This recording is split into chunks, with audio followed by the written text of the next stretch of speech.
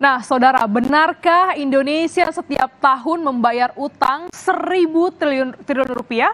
Kita recheck dulu gimana datanya dari angka yang dirilis dan dihitung oleh Kementerian Keuangan. Pertama kita akan lihat sebenarnya berapa sih posisi utang yang dimiliki oleh Indonesia. Saat ini saudara, kita lihat ini dia angkanya dan juga datanya. Posisi utang Indonesia ada di angka 7.849,89 triliun rupiah. Jika dilihat dari rasionya terhadap PDB, posisi utang Indonesia terhadap PDB adalah 38,15%. Utang ini terdiri dari penerbitan surat utang negara dan juga kredit. Ya, kita lihat surat berharganya itu ada sekitar 7.000 triliun rupiah dan juga pinjamannya sekitar 842 triliun rupiah. Komposisi paling banyak ini dari dua ini dan juga utang Indonesia kita tahu sempat membengkak akibat pandemi COVID-19 yang terjadi pada 2020 lalu. Namun di tahun ini berangsur turun dan bisa dilihat dari angka rasionya yang dalam tren penurunan sejak April 2022. Saat itu rasio utang terhadap PDB ada di angka 39,09%. Dalam Undang-Undang Batas Aman Utang Pemerintah ini adalah maksimal 60% dari PDB. Sementara komposisinya adalah sebagai berikut.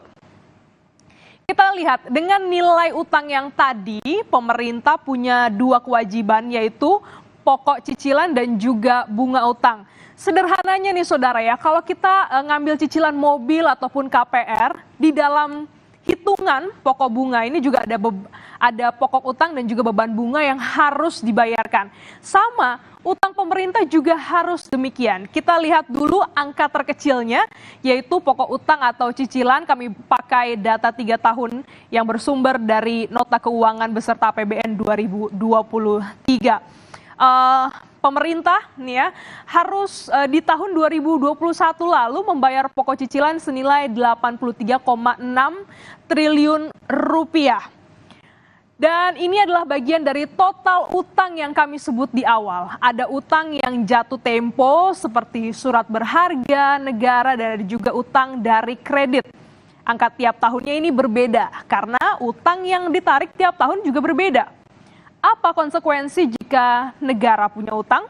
Ya tentu saja paling di depan mata adalah bunga utangnya ini. Ya, kita cek lagi faktanya dari sumber yang sama. Setidaknya saudara, Indonesia bayar bunga utang ya per tahun itu adalah sekitar 400 triliunan lah ya. Kita lihat di tahun 2023 itu angkanya adalah 441,9 triliun, di 2022 ada 403,9 triliun, di 2021 343,5 triliun rupiah. Kalau di jumlah cicilan dan juga bunga utang, apakah sampai 1.000 triliun? Anda simpulkan sendiri. Jadi ya, Indonesia yang dimaksud oleh Pak JK sebelumnya di awal tadi adalah utang pemerintah ya atau termasuk dengan utang swasta. Dalam APBN yang dirilis Kementerian Keuangan, pemerintah selalu bilang bahwa rasio utang pemerintah terhadap PDB per akhir bulan April 2023 berada di batas aman. Jauh di bawah 60% PDB. Sesuai dengan Undang-Undang Nomor 17 Tahun 2003 tentang Keuangan Negara. Rasio utang pemerintah terhadap PDB Indonesia dinilai aman, yaitu nilainya adalah 38%.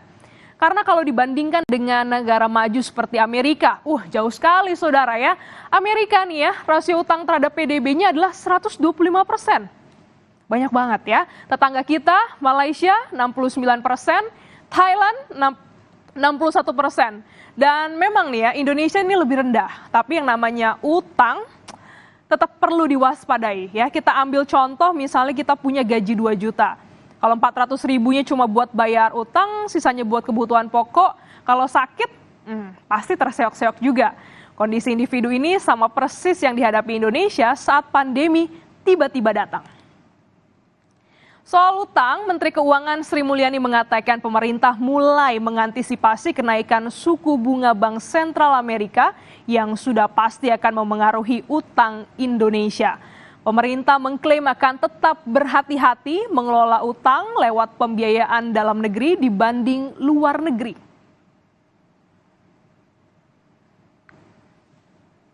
Hingga tanggal 30 April, pembiayaan utang mencapai 223,9 triliun.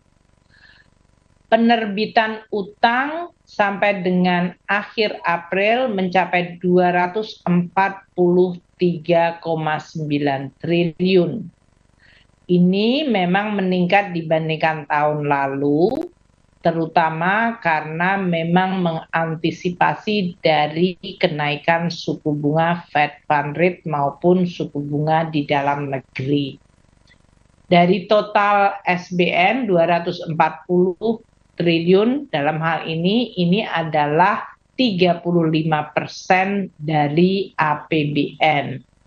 Kita mengantisipasi dalam hal ini dengan penerimaan yang cukup besar, maka dari sisi penerbitan SBN nanti bisa dilakukan penurunan penerbitan sesuai dengan kondisi keuangan kita yang cukup baik pada kuartal 1 ini. Sukuk tabungan ST010 yang ditawarkan pemerintah mulai menipis kuotanya. Yuk investor siap-siap nge-war buat mendapatkan sisa stok sukuk bunga. Selengkapnya akan hadir usai jeda.